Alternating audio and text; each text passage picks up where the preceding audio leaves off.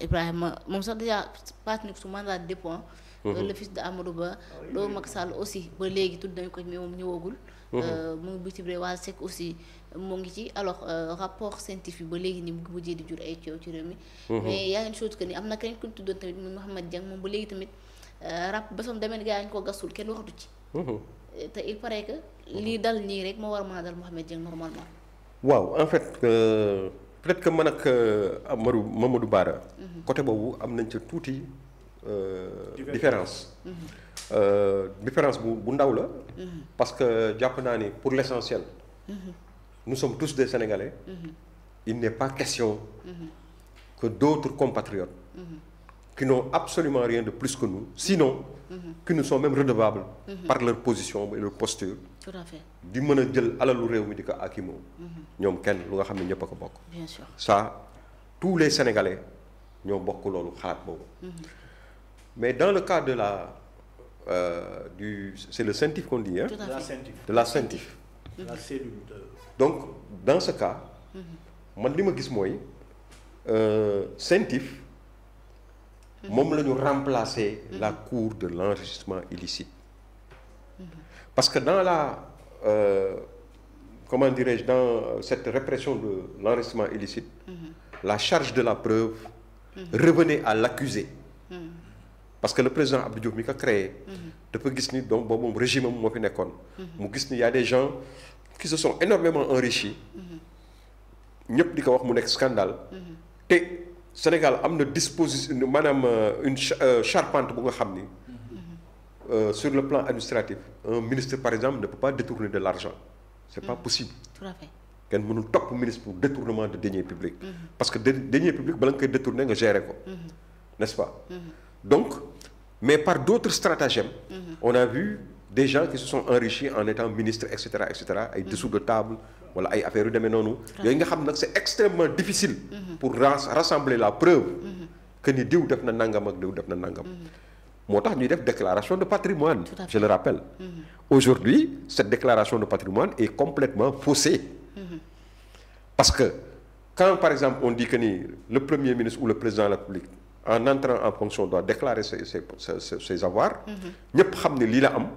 suy génn aussi war nañu mën a xam. lan la fi yóbbaale lan la am. pour ñu mën a def balance bi.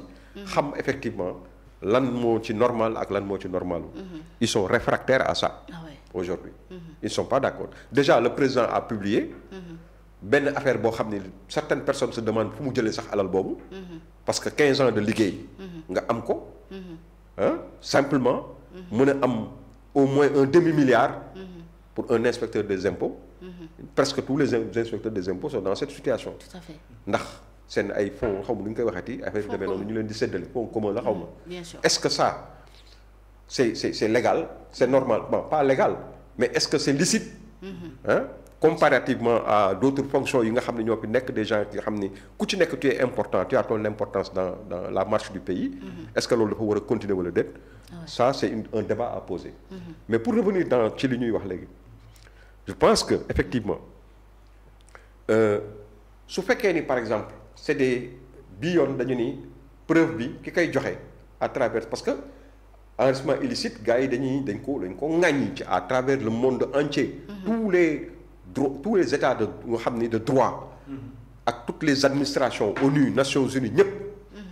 dañu ni loolu c'est pas normal. parce que nit boo ko accusé yow yaa war a indi preuve. bien sûr que ni moom moo def nangam. exactement n'est-ce pas. donc ñu xam Sénégal évoluer ci loolu. bàyyi à partir de affaire Karim Wade bi gars yi bàyyi affaire enrichissement illicite. daal di indi affaire CENTIF c'est Macky Sall effectivement qui l'a mis en place. financier. mais duñu maanaam il ne se donne pas d'information ku ci nekk. tu es chargé à travers ton pays. de gérer ton pays de montrer jàpp koo xam ne tous les délinquants à col blanc. yoo xam ne feeñ nañu. bien sûr. dans le cas d'espèce moi je pense que. man li ma gëm. mooy saytu koo dénkoon. booy saytu. tout à fait da ngay saytu koo dénkoon. wala mu nekk bokk comme ni nga ko waxee une affaire de drogue. ou d'arme. koo xam ni trafiquant de drogue la ñu jàpp CENTIF jàpp ko loolu sax nit mën na ko nangu. koo xam ne aussi il est en complicité avec des agents de l'État. liés au terrorisme. Voilà, ou liés au terrorisme. Des gens yoo xam ne qui sont en complicité avec des agents de l'État. Tout à fait. yoo xam ne ils sont dans le circuit parce que dans le circuit. Il y a des ordonnateurs de dépenses. Il y a des exécuteurs de dépenses. Bien sûr. De l'argent ne peut sortir du trésor public. Tant que amul ku ko ordonné ni dépense bi na génn. ak koo xam ni moom moo seet vérifier yépp ni xaalis bi war na génn mu génnee ko. su dul loolu mënul am xaalis mënul génn ci état Sénégal. mais man li ma remarqué mooy ñi nga xam ni ñëpp tey ils sont inquiétés. amu ci kenn koo xam ni qui travaille pour l'état ou qui a gagné un marché d'état. On te dit que ni ku mel ni ki par exemple boo ko jëlee ku mel ni ki Tahirou Sarr par exemple. Tahirou Sarr il a gagné des marchés d'état. On lui a payé de l'argent. yoo xam ne mi ngi jóge ci trésor public. à partir du trésor public ñu jox ko xaalis mu def ko ci compte am. am xaalis yu mu transféré ci yeneen compte mais loolu lu ci yoonu état. lan moo ci yoonu état loolu. am na lu mu seq ak ñooñu lan la. yow bu fekkee da nga am preuve pour wane ni dañu seq dara lu nga xam ni c'est pas licite. mais il faut montrer que ne da ngeen seq dara lu nga xam ni c'est pas licite. Tout à fait. Mais on ne peut pas interdire à des gens yoo xam ne qui ne travaillent pas dans l'État. Qui sont dans leur propre business. Qui ne vendent pas de la drogue. nekkuñu ci ay activités terroristes. et tout nga xam ni c'est des gens yoo xam ne dañuy liggéey ak seen ingénierie bopp. la ñu amee c'est des hommes d'affaires. nga bëgg leen gàllankoor. d'ailleurs la preuve loolu moo téye réew mi fi mu nekk nii. tey par exemple un Amadou Sall. ñoom xanaa la ñu bëggoon Amadou Sall mënul jënd oto bu Wally Seck di jaay. wala mu am ay transactions yu mu def ak ay biens privés. mu nekk ay 5 milliards wala nangam ak nangam mais dañu bëgg mu nekk kasara quoi. Il n'a pas le droit d'avoir 5 milliards parce que c'est le fils du président de la République. Si Amadou Sall n'était pas le fils du président de la République est-ce que il s'intéresserait à Amadou Sall. ñi ci dugg ñëpp connexion bi ñu am yëpp mooy boo bëggee jot nit te mënoo ko jot da ngay seet ki ko gën a jege nga laal ko. D'accord. Le fils de Amadou Ba il a montré il l'a dit. que ni moom relation yi mu am ak kii dafa jaay toolam bu mu amoon.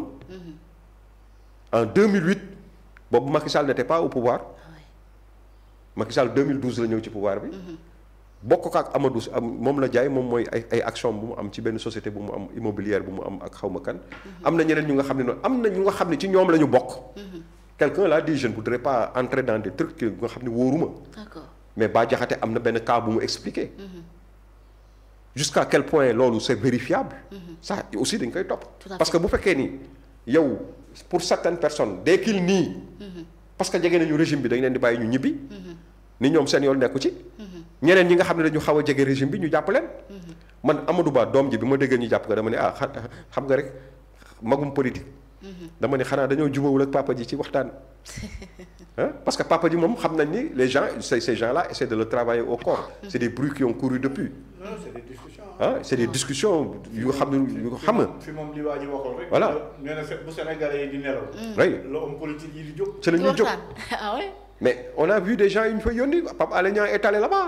déjà loolu rek benn indice la. dem seeti ko waxtaan ak moom. nit ñaa ngi waxtaan. donc jusqu'à quel point c'est affaire yooyu dafa am voilà dafa impacté ci arrestation yi ñii wala ñële. je donne ma langue au chat. Tout à fait. mais li wóor te wér mooy. man dama jàpp ni nit normalement bu fekkee ni état dafa jóg pour ay finances publiques bu Sénégal. nit ki bu jaayulee drogue jaayulee nangam nga téye nit ki ba pare di toog di xaar naan da ngay dem pour leeral affaire bi tëj ko ci kaso bi téye ko te amoo dara lu la wóor ni moom la parce que jusqu'à présent ils sont présumés innocents. Jusqu'à présent ils disent que c'est des trucs douteuses la ñu wax. Bien sûr. Douteuses. donc amuñu ci dara lu leen leer. Ouais. mais il faut que ñu téye leen pour faire mal. Ouais. C'est ça. pour faire mal à leurs parents pour faire mal à leurs trucs pour montrer aux Sénégalais essayer de manipuler encore les Sénégalais que xaalis bi mais xaalisu Sénégal est-ce que ñooñu ku liggéeyul ci état Sénégal naka ngay jëlee xaalisu Sénégal. C'est la grande question. donc bawol ba nekk fale di liggéey. mënul am ay transactions fii ci réew mi am 5 milliards wala nangam ak nangam ça veut dire que ni fii bu nekk nii ku am xaalis tu es en danger. n'est-ce pas. donc man je suis pour la reddition des comptes. nit ki boo ko dénkee.